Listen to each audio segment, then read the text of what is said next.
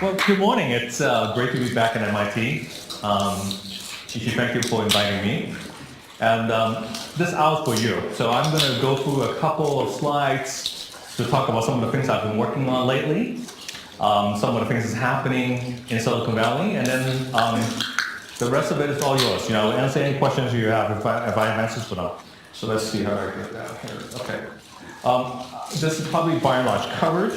I think the only thing that I added last night was the part on the bottom. In some way, I think I'm a classic in terms of now the new generation of people in Silicon Valley. I came to this country as a student. Actually, through multiple efforts, eventually I got here. And when I went to Sun in the mid-'80s, which I wanted to take a break from graduate school, which I never went back to graduate school, that's the only regret. And unlike you guys, they got me an H-1B and they got me a green card. And then eventually I got naturalized to be a citizen of this country. So I'm definitely on the pro-immigration side that I think this program works. A bit about my background. So I spent 9 years at Sun, so that I had no prior industry experience, and I never thought I was going to stay. But the Sun in the mid-'80s is identical to the Google probably in the mid-2000s. It was a very innovative place. You can do whatever you want, age with no limitation, and they don't have preconceived ideas about how old you need to be, your gender, or anything that you have done. You could become a manager or you could rise to the top. So I had a huge opportunity to do a variety of different things. I spent a lot of time traveling abroad, did IT, did engineering, and eventually became one of the youngest executives in the company. But some was a hardware company, so I had to do something with software. And I think entrepreneurship is in my bones. So I wanted to do something on my own. So I founded a company with 2 people. That was a great one. I'll tell you a little bit more about it in a second. It's unfortunately it got sold in the late 2000s. But obviously we had a very good run. So what I also do actually before I sold the company, and especially now, over the past 8-9 years, I've invested in a lot of startups. In 2008, right after the financial crisis, no one was putting money into startups that I thought was a great opportunity. I did some consumer startups, and eventually I went back into my roots, which is an enterprise startup. So I've been involved in a bunch of them. Through that lens, I was able to see a lot of different angles of how technology and also how company constructions are also completely changing over time. So some of my current activities, I'm an investor on a board of a company called HackerRank. Anybody who has taken a HackerRank test in this room? You haven't? Okay. Oh, you have? Okay, good. All right. So it's by far the most popular tool that people are taking getting accreditation with of your engineering skills. The problem with using LinkedIn is a 2-dimensional piece of paper, to tell you what you have done. It doesn't really say what you can do. So for hiring engineers, it's been a struggle. So our biggest customers are like Amazon, Goldman Sachs, and those kind of companies that needed to hire a lot of engineers. So they use this as a tool to test their engineers. I think ultimately this company will have a huge opportunity to become a place to source engineers because you have the qualification already built and you know what they can do. So I'm involved with that. I'm involved with other companies who have now been bought and sold. Lately, I've gone back into doing some academic stuff. I'm one of the advisors for the Chancellor at UC Davis. I've been on the Dean's Committee for quite some time, looking at the way of reshaping the engineering school, which there's a huge change now. Most of the engineering school after that have a lot of projects like what you guys will do here. We no longer teach the way that we used to teach, and I think that's still evolving. A very exciting time. What I really wanted in life had nothing to do with any other stuff. This is really what I wanted to do. Actually, this is a Renault Formula 3000. This is right before I got out of the pit and gone really fast. I didn't do really well. I think this is a sport for the young. But sometimes I wish might not be exactly what we wanted to get to, but nevertheless, I had a lot of fun. I was able to fund some of these activities. And I'll come back to that also. So some of my philosophy in engineering and entrepreneurship might be a little different from most people. If you ask Ben Horowitz, he would say, what's different about me? He said, my God, you're fast. You speak fast, you're moving fast, You're going constantly in a very fast pace, and I believe in it. Because if someone will go at a speed at, let's say, 50 miles an hour, and you made a mistake, it's much better to go at 100 miles an hour, you gotta make 2 mistakes. And likely be able, if you can make 4 mistakes, you'll be able to recover from maybe at least 1. So I believe in the world that we're heading into, this is gonna continue to be very, very critical. So if you don't move fast enough, then you're gonna be watching other people going past you. I've always believed in one thing, there's nothing I won't do. To do a startup, if you can't be the first person to open the door, when you run into the first problem, they have no internet connection, you don't go fix it. Or whatever it takes, go call your lawyer and create a company. Or keep track of finances. You can't screw a company. There's no standing around people in a startup. There's no room for that. Critical to me will be you have to do what you say you're going to do. Otherwise, you get nothing going on here. There are too many of this going on that people only say, but they don't do. In a startup, you have to do it. And when in doubt, this is the opportunity. Lead. Oftentimes, I think as many of you engineers in this room, we enjoy the work that we do as a craft. We never are asked to lead. But you'll find a lot of joy, and especially you'll be surprised. When you lead, what happens? The best leader I've met in my entire career are all people that have a technical background. They can actually do the work. And this is a major trend, I think, in our whole technical industry. Our product are now so much prettier and so much more complete than it ever has. Silicon Valley was never an artistic and a pretty place. Now it's all different. Now it has to be so pretty. Industrial design and the completion of where they take it to is in a whole different level. So all of us, now if we wanted to be in tech, we have to think about completion, usability in a major way. The big change, I think, in our industry in this past decade is all the controls now in the user. The user has full control of buying. So whether you're enterprise software or consumer, they dictate what they buy. So that means that you can't cater to them, they can't use it. No one wants it. I think you should ask me when I prepare the steps, one of the things you asked me is, well, what is it like to go from the transition of being a technical person to be CTO to become a CEO? Well, I think in my case, I didn't really have a choice. Because, as I said, when in doubt, you have to lead. So avoid, multiple times, the void happened. I didn't want to be the head of sales.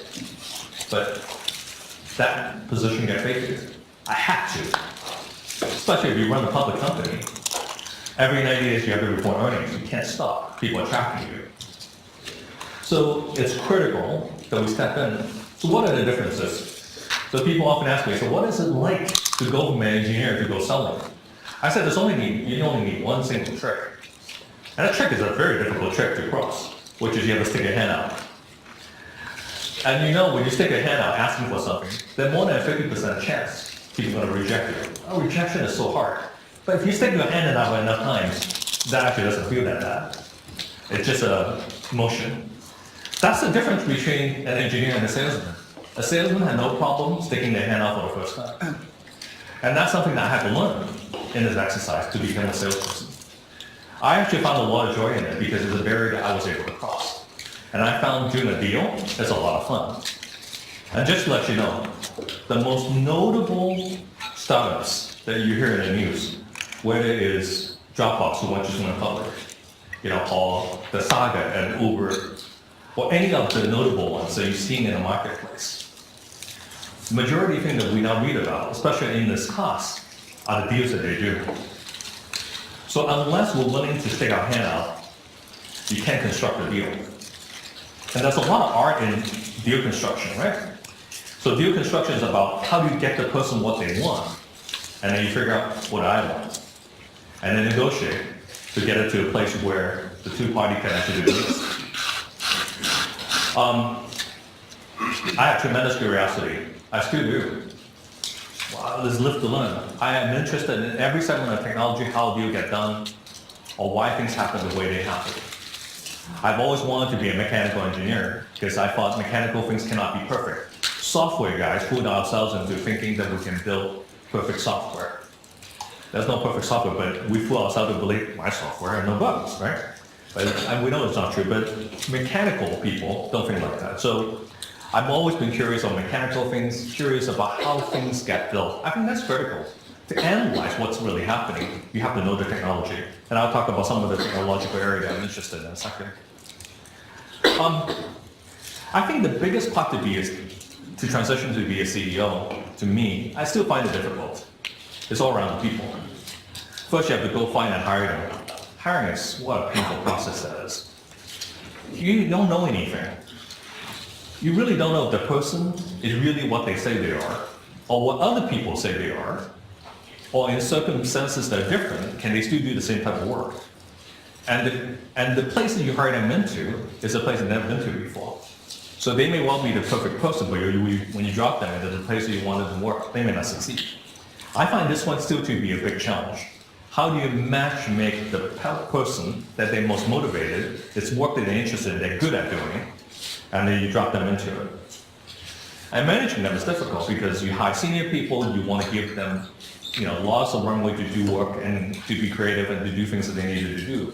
But yet, if you're at the top, you're responsible for shaping the thing in one single direction. Obviously, the hardest part is to fire them, right? And that's the saying. People never regret they fire someone too early. They only regret they fire them too late. So by the way, there are a lot of study and a lot of methods that people have used. You look at Netflix, they have established probably one of the best practice in firing people, that they give them a long severance. And so you don't feel as bad when you let them go. So they automatically, there's a culture of having only the best of the people around. Very hard to do it, very costly. But if you ask me that one regret when I ran a large company with thousands of people, what would that be? Was I have to be so harsh to the people because that's my job. My job is to push them to the limit.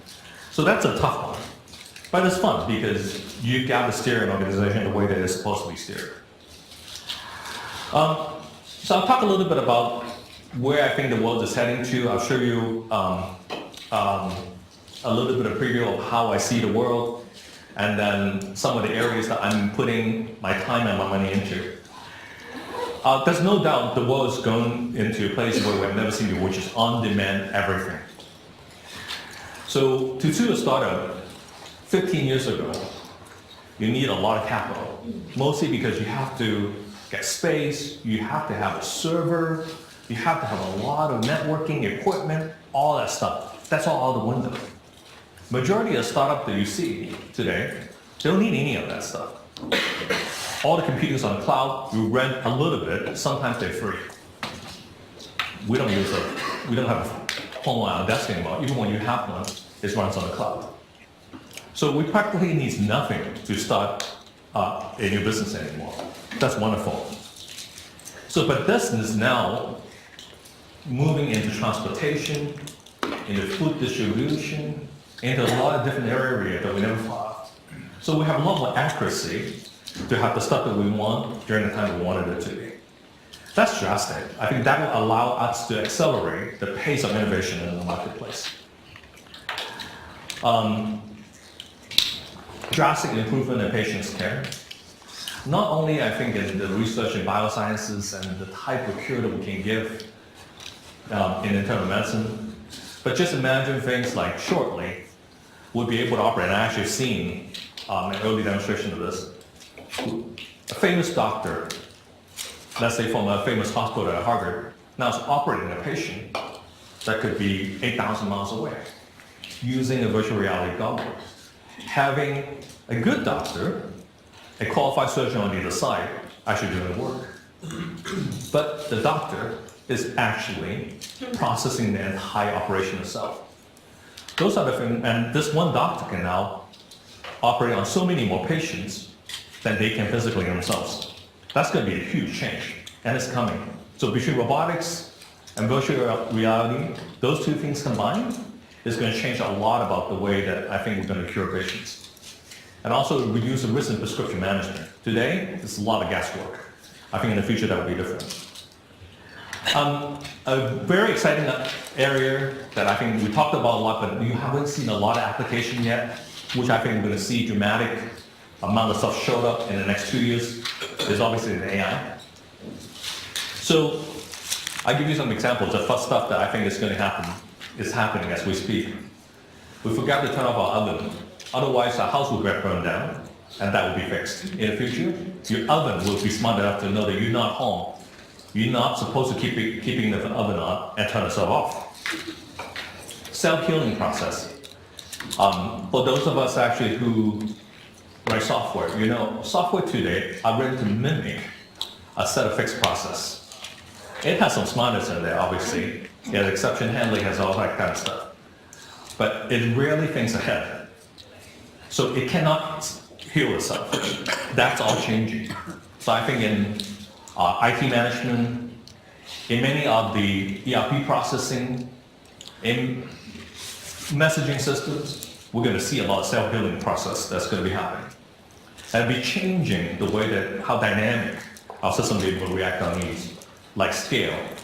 So in the future, you don't have to scale ahead. It will scale for you, and it will know how to load balance, how much computing resources you're going to need, among other people that are needing them. And predictive triggers. Things that can do triggers for you of events before you can even think of it. Not just in self-driving cars and preventing an accident, but in everything else that we needed. Usually needed this conference room and this whole preparation process. Much of the things in the preparation shouldn't be manually processed. In the future, I don't think it will be. So what I believe is that it's actually maybe a little different from some of the people that are believing in the industry. I actually think we may be just in the cusp of a very exciting generational technological change. I think one of the most magical things about this school and the things that we study in this school is the following. That people actually come to this school will have a chance to see what you're about to create will become legacy and will get eliminated and get recreated again. I already seen it twice. Few industry, people in transportation and other fields, rarely will be able to have that experience. That you can see what you invented die and get reborn, and die and get reborn again. To me, that's the most exciting thing. Things that when I first started in industry, Windows was really coming up. That is irrelevant anymore. So those kind of things I think will be very exciting. So one thing I do encourage, if there's any one of you actually really haven't spent time in the Silicon Valley, you have to go.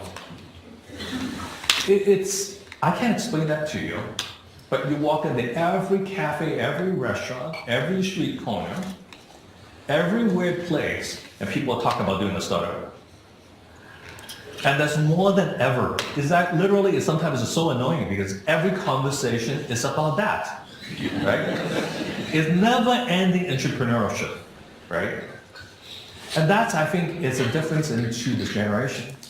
So if you don't go start your own company, you owe it to yourself that you don't have that experience. So that would be something that I highly encourage everybody, all these smart people in this room, to at least think through this. If you don't start your own, at least join one to figure out early. Early one is not the same as a later one. Early, I mean 5 people, right? A 5-person startup is very different from a 50-person startup, dramatically from a 200-person startup. Totally different when you have 1,000 people. I'm talking about early one. That excitement and that experience is like nothing else. You have nowhere to back into it. You have to do it on your own. Okay, so this is actually a chart that was created by a famous Wall Street analyst, Sloan. And I thought this is a very good chart to show in this room because people ask me, historically I've been in the platform business. So I've been in the business of transitioning how enterprise computing go from one generation to the next one, a mainframe, into client server, and distributed computing, into the cloud. So how is that going to change going into the future? I think we're about to see a very big change. So historically, every generation I've seen about automating processes. And that's about to flip totally, I think, into a different arena, which is everything is going to be driven by data, because we really have too much data. And the data can provide us with so much prediction, we can use data to basically drive automation and not using fixed processing anymore. And we're collecting the data from so many sources, we can correlate and figure out what really is going on. And that's all because our ability to be able to collect the data and the cost of collecting them, and to process them, and to analyze them is getting cheaper by the day. That's a huge difference. If you ask me, where is the new money for the startup? It's all in here. Whatever you do, think of how much data you have access to. That's the most critical thing.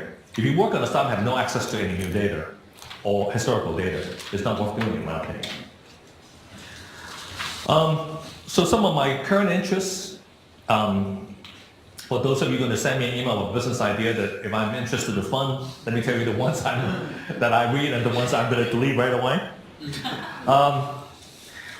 Like everybody else, I've been working on some ideas around blockchain, but not in digital currency. So I have no interest in the digital currency part. But blockchain as a way to have digital signature on an item that's unerasable and traceable all the way through different ownership is very exciting to me, because I think you can use that to be able to distribute things that we never thought about before: music, movies, especially in art. So we really don't have a digital art industry today because there's no way to protect them. And there's no way to say, I'll give you a copy and it's the only copy you have. But I think blockchain will have an opportunity to fix all that. So that's a very interesting idea. I think there are many interesting things happening going into this field. So I talked a little bit about the exciting thing in virtual reality. I'm involved in a couple of projects with a VR company, but on medical, in machine maintenance, I'm 4,000 miles away from an offshore drilling platform. It caught on fire. You can't fly the people in to fix it. By the time you get there, it'll be done. So how can you get the best engineer to go fix the fire? That means you have to have extraordinary grade virtual reality and augmented reality experience to walk into the place as if you're there. That saved lives, and I think it saved the way that how things will perform in the future. I talked about an enterprise platform of the next generation that's very data-driven. I wish you'll have a chance to completely erase all history that we have ever done in an enterprise platform before. That to me is really exciting. That means everything that I've created in my whole life could be legacy. That idea I like. And you have a whole new thing that's completely data-driven. Predictive analytics, I think it's just about to enter into something that the consumer can use. We can predict what's going to happen to us to save some of our grief going into the future. That's not quite available yet today, because most of that are done by experienced data analysts and data scientists for large companies, but I think that will change. And mobile, of course, that's the field I'm working on. So I have a startup. It's a big startup. It's got funded $65 million, led by Andreessen Horowitz.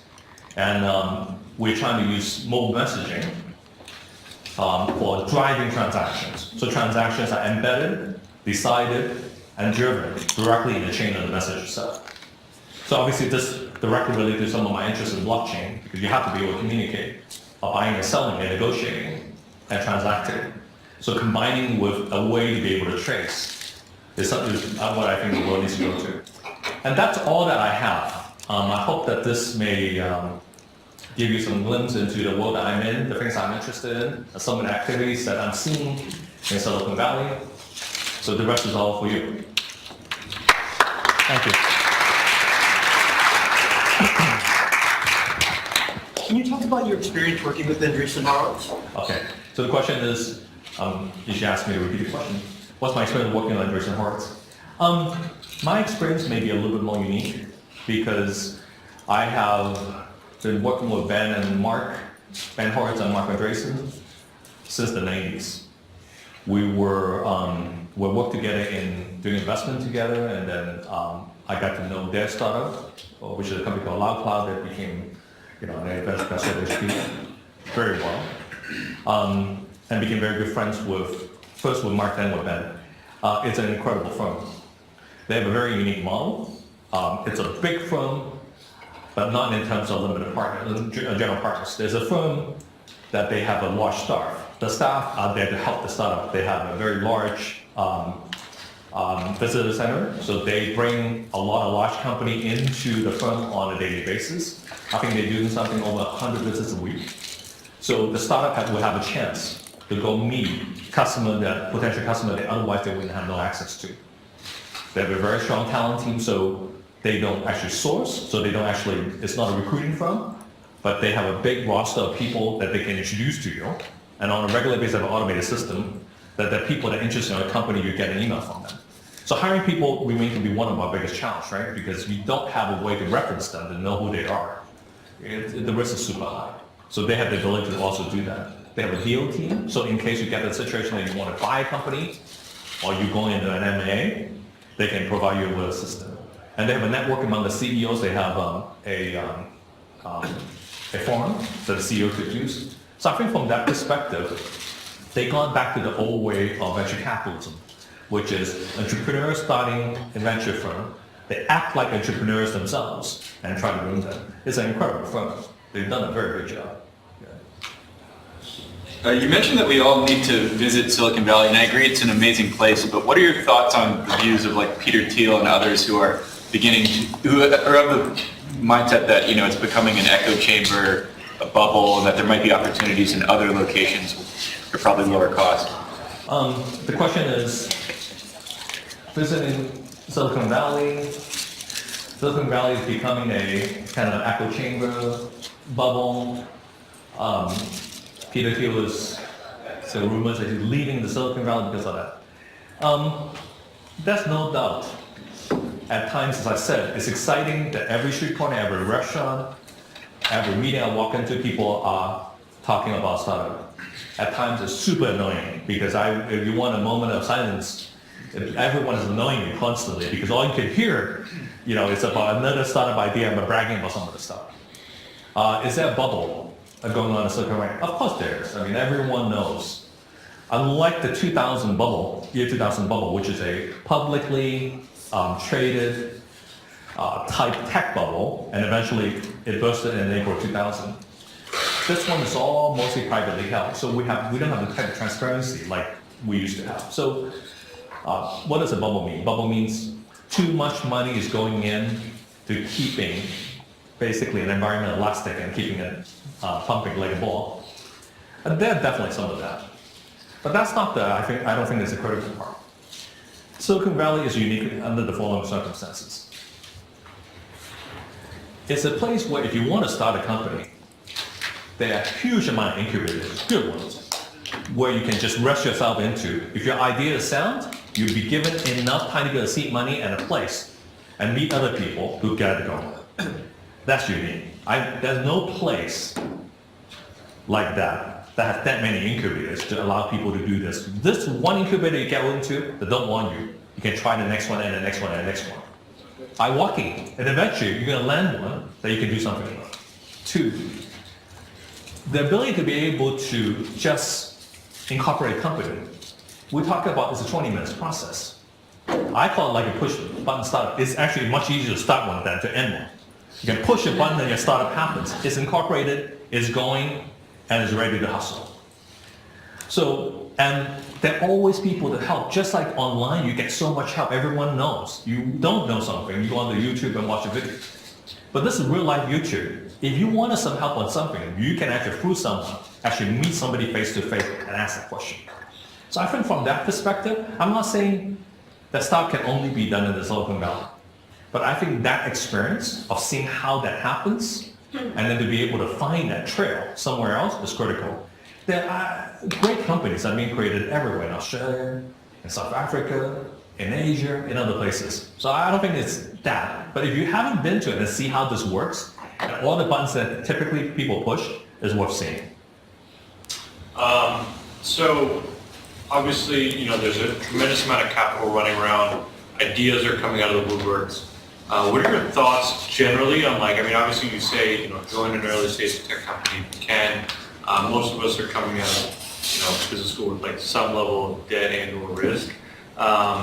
So how do you assess, you know, the types of opportunities that you'd be wanting to look at? Like, are you approaching it by vertical? Are you approaching it by like type of, business model, like SaaS, enterprise, like, how would you advise to look at these opportunities, and like, doing Series A, or like, even pre-seed, like, like thinking through some of those things, because it can be a challenge to just ride the wave, like, oh, I'll just join any startup that comes out of MIT or Harvard or Stanford or whatever, right? But that may not necessarily be the most prudent way of thinking about it. So I think the question is, with what angle would I be slicing that type of startup to join, and the risk factors in terms of, some of you may have student loans and other financial burden to go into a risky startups. So this is very interesting. Silicon Valley from that perspective is totally changed. So only you know how much financial risk you can take on. And this is interesting. If you can't take on very much, you may be surprised. A startup with 50 person these days will pay like it's a company with 1,000 people. So most of the startups now are competing heavily on cash compensation. It's not the model that I like the most, because equity is where how people change their life, and how to change money. But it's not how we are competing for people anymore in the Silicon Valley. So Silicon Valley company pays a lot, even when it's small. Now, 5-person startup is a whole different deal. That's risky, right? That you have to gauge whether you can do it or not. For the questions of what would I look at in terms of risk factors and what type of vertical slice you'd be looking at to get us up, it's actually very simple. This is one of the things that we often get fooled, because we get so excited about the technology, we forget where the money's coming from. Go with the money. Smell the trail of the money. So let's talk about SaaS. If this is enterprise software, it's very simple. Who's buying it? IT is not buying it. All the users are now instrumenting all the purchases, hence SaaS. So they're the people that are buying. So you have to go back and say, well, someone comes to me and said they want me to join their startup. And I look at the profile of their startup, but they're not selling to the people that have the money. And they start talking about things like, oh, we're using a bunch of SDRs, or what do they call that? Sales development rep, which are the people that you generate leads through buying ads online, getting inbound interest, which could be somebody just clicking on your page, and these people call, right? And I hear that stuff, I say, oh, stay away. You have to really ask questions like, where is your pipeline? How's their sales increasing if they increase the horsepower they put into helping to build the pipeline? Always go back to ask the question, where's the trail to the money? And the only type of fun startup is stuff that people buy. You go to a startup that with those stuff that's cool but nobody wants to buy, it's no fun, even if they have a lot of funding. Adoption and purchases is critical. So whatever it is, right, the best answer would be ask the question, where is your lead and where's your revenue coming from? And does that make sense to you? If that makes sense and there's a lot of adoption that eventually can become explosive, that's a startup to join. And they have to be so clear as soon as they get into the business, who are they selling to? Even if they put a lot of money up front, there has to be a deal somewhere, right? So to me, for example, this HackerRank, this company started originally as more like an education company for testing.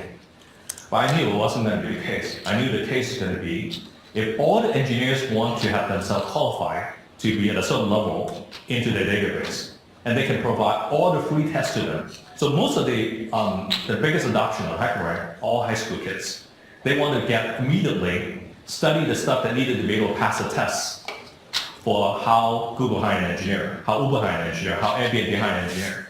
Before they graduate from high school, they can already pass all the tests of every engineer that Google wants to hire. How would they not be hired? So that pool is the most valuable, because if you can source on it, they become revenue. So to me, that's exciting, right? You can see the end game, even though maybe our current revenue to be selling to the company just to provide tests for them to hire. So that's going to be a critical angle.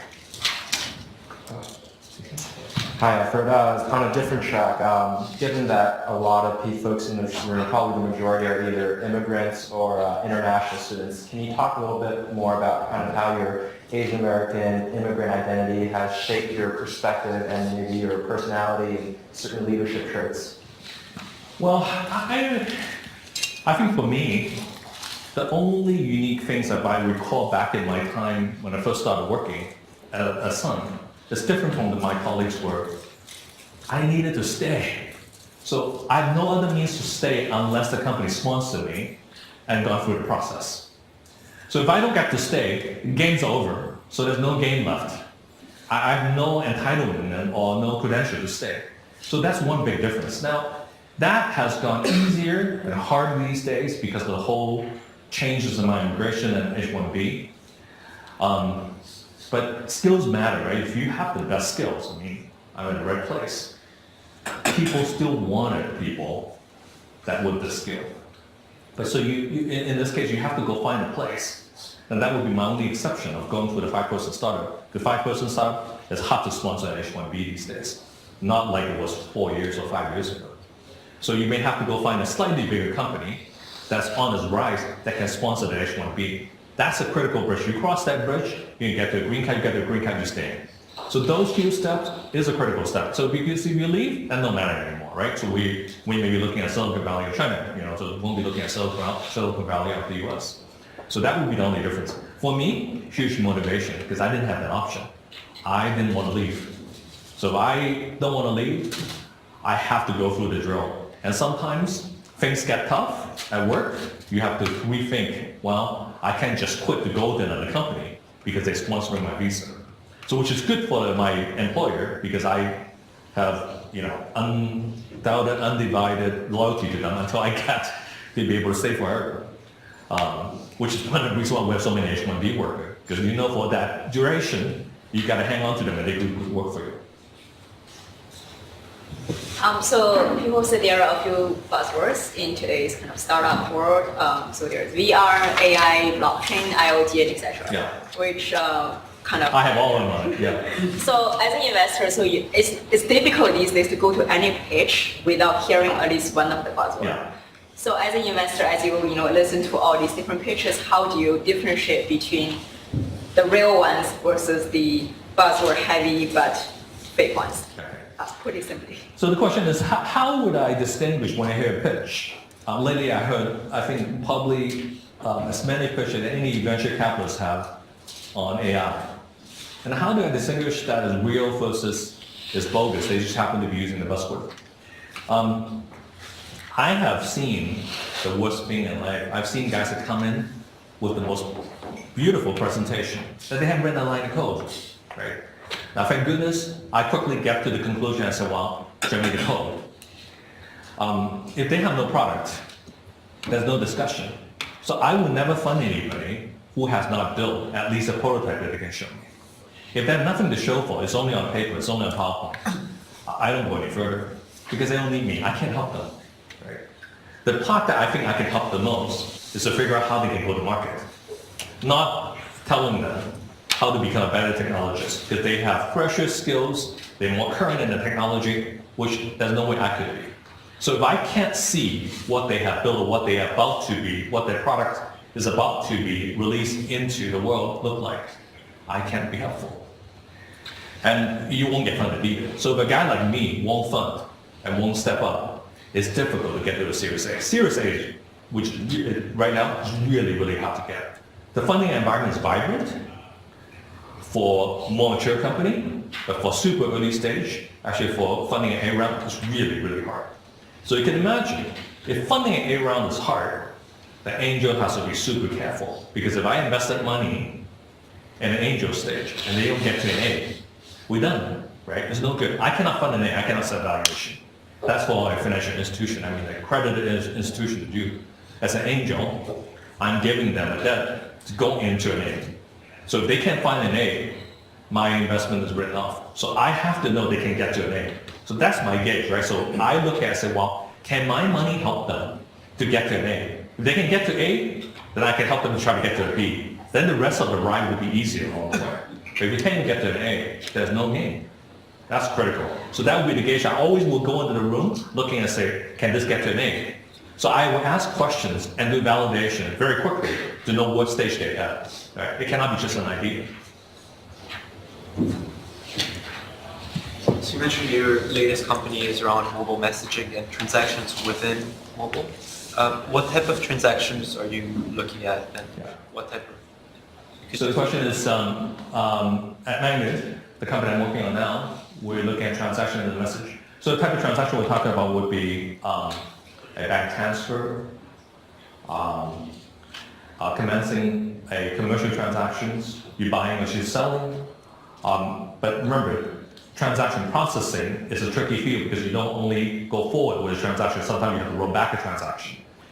So that means now in the message itself, your transaction handler starts, which obviously that makes sense to the rest of the things I talk about, like in digital identity. You have to be able to, from that point, to roll the transaction back. Let's say I make a transfer and say, oh my God, I made a mistake. I need to roll that back. You have to be an instrument. So those are the transactions I'm talking about. So it could be a doctor in the future will be instrumenting and say, well, give 50 more cc of this drug into the patient, and the patient is in the ICU.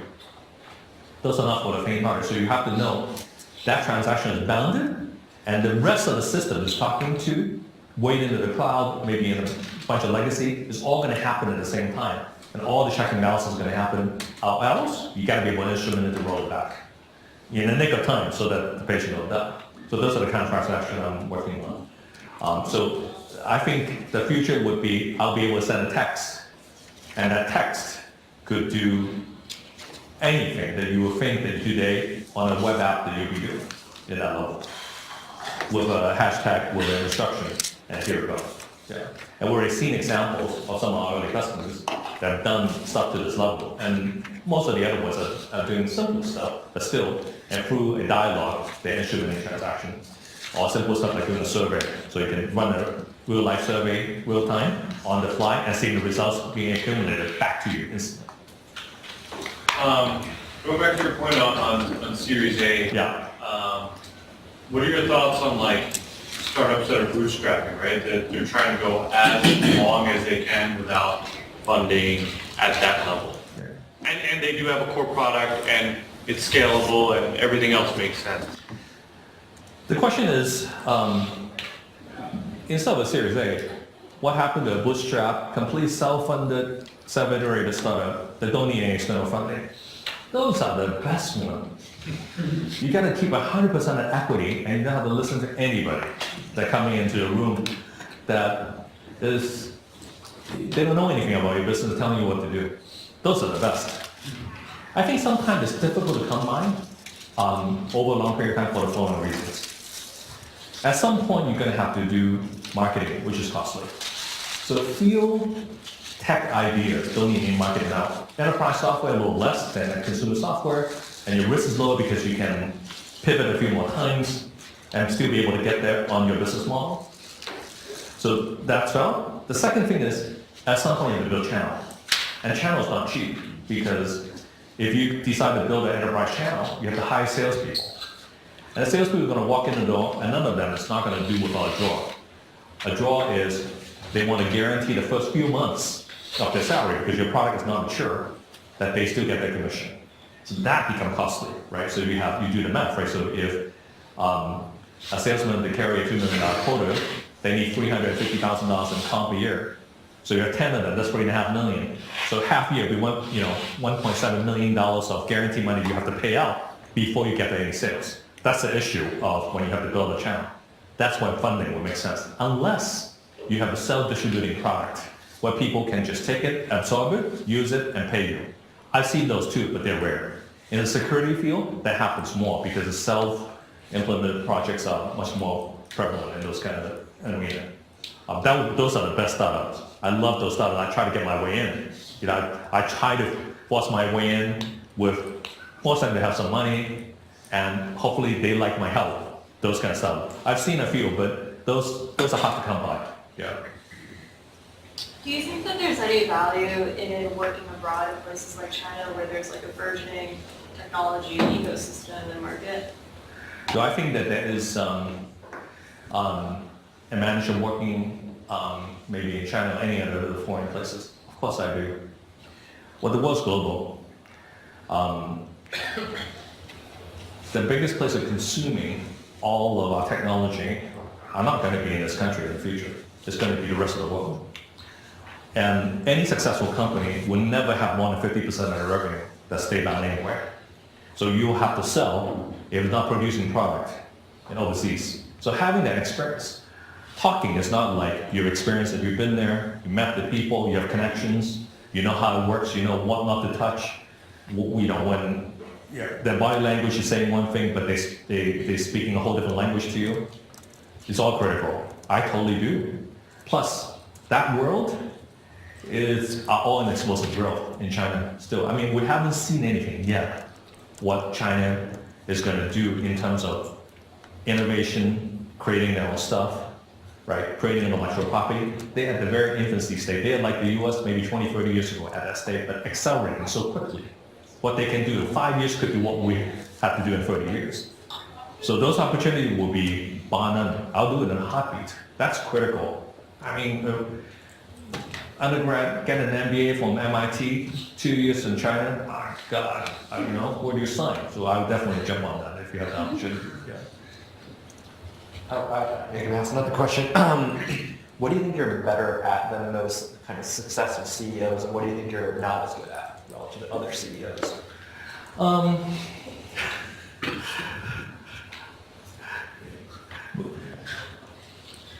I think good CEO is supposed to be very self-critical. So if you ask me for the laundry list of things I'm not good at, it's going to take days to talk about.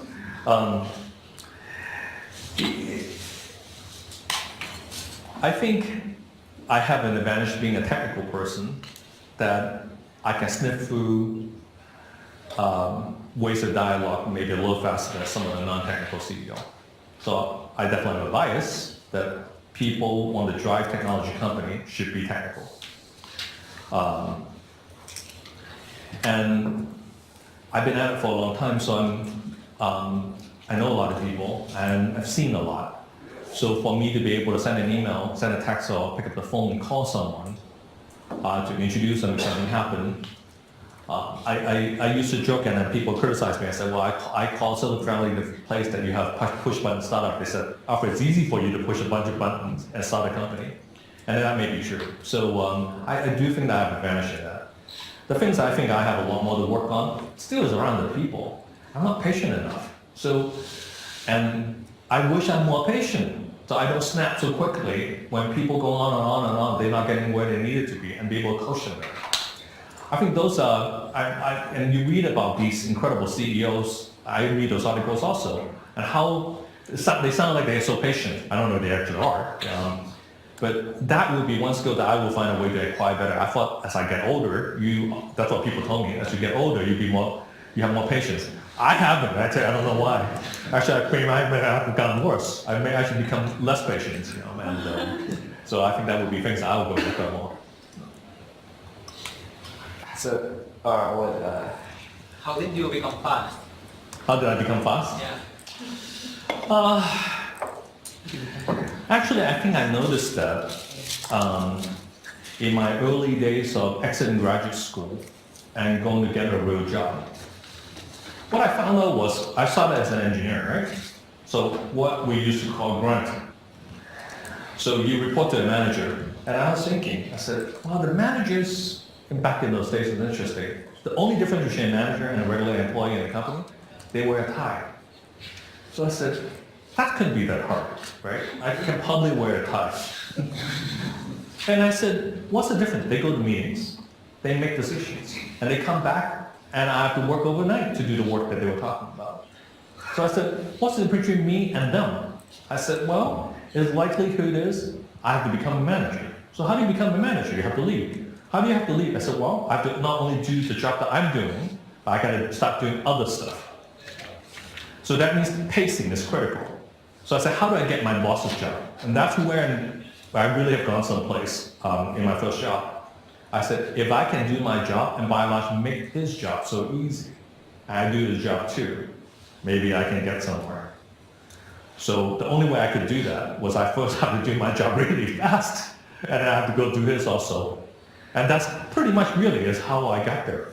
And soon his boss figured out, well, this dude's not doing anything, okay? So just promoted me. And I got both, to do both. And that's when I started to move up very quickly because time is an essence. I mean, time is an essence more than anything, right? Right now, the competition that we're dealing with is all based on time. First company to get to market, first mover's advantage. First is almost like everything, right? So you get the most adoption in the fastest time. And we're compressing the time now into so short. Now remember, average tenure in company now is only down to 2 years. So you want to get somewhere, right, and win that job, you have to move really, really quickly. When I first started in the industry, it was 8. Then it reduced to 4. Now it's down to 2.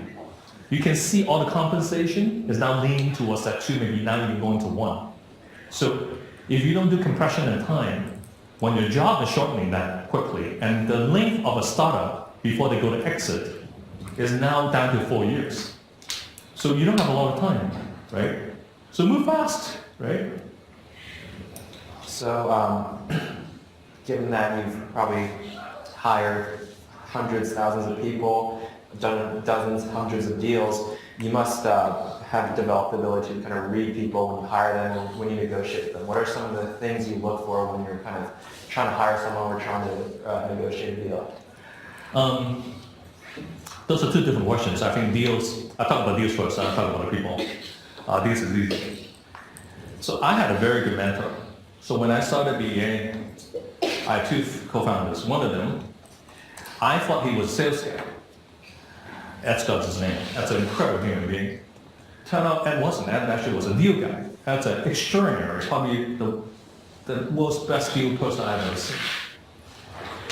And the reason why he's so good, he taught me one thing. I think I talked about this kind of earlier. Whenever you walk in to do a deal, and you think, by the way, there's no bad deal. He said, all deals are good. He loves to do deals that much. Any time that you see a deal is like water to him.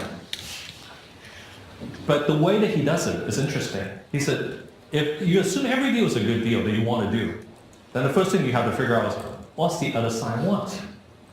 And I think that's one of the things that we're not taught. And we look at how most of the negotiation happens. You start with goals on both sides. He never do it that way. He always start with the goals on the other side. What do they need to get? And sometimes it could be ridiculous what they wanted. I remember the first deal that I did with him, there was a company called Novell. And Novell was huge back then. You know, they were in the operating system business. And we wanted to buy a business from them. So we arrived in Provo, Utah. We walk into this meeting, and I said, I don't think these people need anything from us. We're a 50-person company, and they're huge. They said, no. Alfred, wait. So he asked the person on the other side.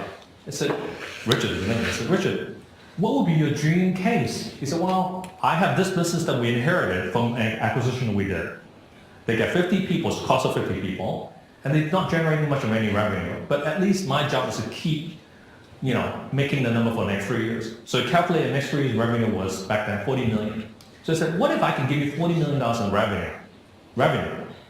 And I take all your expenses off your books. The guy said, where did I sign? So he turned around and said, Alfred, that's what the deal is. I said, and how am we going to pay for the deal? He said, well, that's for you to figure out, right? So now we have to figure out, what do we want, okay? So what do we want? I said, well, what I want is all the intellectual property from this deal. I said, well, then we have to go back and ask them, how do we get all the intellectual property? I said, there's an acquisition. The guy said, it's fine. If in 3 years you make all the numbers and we don't use the software, pay us another 70 million. I said, what? And he said, I think that's a good deal. So we started with that. And that turned out to be the best deal we ever did. And so I think the art of dealing is interesting. Art of dealing, you always have to start with the people from the other side of the table, which I never thought of it that way. But from then on, every deal that I did, I started from that angle. And I've seen a lot. BEA was a hostile bid from Oracle. It turned friendly, and we did the transaction that way. We had a hostile, we had an activist shareholder, we had all of that. But every deal was kind of like that I thought of, what does the other person want? The other question is you said hiring. These people that you're hiring. I'm still refining the skill. I think the most important thing in hiring over anything is your instinct. Not that you have it or you don't have it, because you have to trust it. I trust mine by and large pretty good, but at times I will have self-doubt like everybody else would. But walking in, by the way, face-to-face is very critical. It's much harder for someone to lie to you when you look them in the eye. So everybody said we don't need to meet face-to-face anymore, right? We can send a text, we can have do a joint meeting, we can do a Zoom, and we're good, right? I don't think so. When you shake their hand, when you look them in the eyes, you can tell are they lying to you or not. That's a very good start. And if that feeling is not good, I don't think you want to go any further. I think hiring is a very tricky art, and if you don't feel good, don't proceed. That instinct, you have to trust your instinct. And the instinct, if you don't think you have good enough instinct, practice more. Do more interviews. Force yourself to meet more people. And that's one of the things that's very difficult to do, and I still do it now, is I hate the Saturday breakfast, or sometimes the Sunday breakfast. Those are the best, especially when the person is half asleep, you're looking into their eyes, and you're poking at them. It works. It really does. Well, we're closing in on the 1 hour mark, and I'll just have one last question for you, maybe if others, or if you have any closing thoughts. But basically, we have about 60, 70 odd MBAs and other students in MIT in this room. Many of us have jobs and internships already, but some of us are still looking, and we know people that are. So can you talk a little bit more maybe about kind of what your needs are at Magnet, or maybe one of the many angel companies you've invested in? What do you need help with the most? And is there any way we can help? Yeah, so one of the things I'm sure you're feeling is we're not, the Valley technology company are not hiring as many interns as they were. I think that's typically because of compression of time and money. So they'd rather spend the money to hire a full-time employee than to spend time on either an expensive or sometimes free labor to pick up an experience that may come back to work for you. So that had pushed internship to the larger companies, which I've seen over the last 24 to 36 months. So when times really good, at the peak of 2012, 2013, 2014, 2015, there were a lot of small companies that were bringing in interns. Now it's gone back to the larger companies again. But don't give up though. I don't know if I can help, but I came into this room, I met all of you. I certainly will try my best to help any one of you in the room. Send me an email. You should have my email. I read every single one of my email. I can guarantee you that I can place you in the place and I can choose you the absolutely right person. I certainly will try. And I tell you the reason why I try, because I met the most talented people this way. And magnets are always looking for incredible engineers. Our servers is written in Java. Our front ends are native. So it's iOS and Android, native code, JavaScript. So we have SDKs for all three platforms. So we're always looking for skills around those.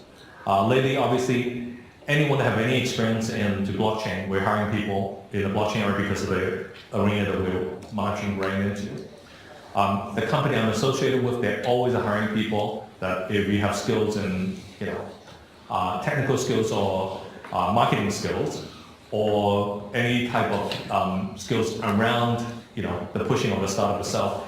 I think one of the areas that you'd be surprised with that no one wants to do is even working in a sales organization, you can learn a whole lot in a company, which is not typical that people get into in an internship. Those are interesting as well. So, great. Well, thank you very much, Alfred. Thank you. Yeah. Appreciate it.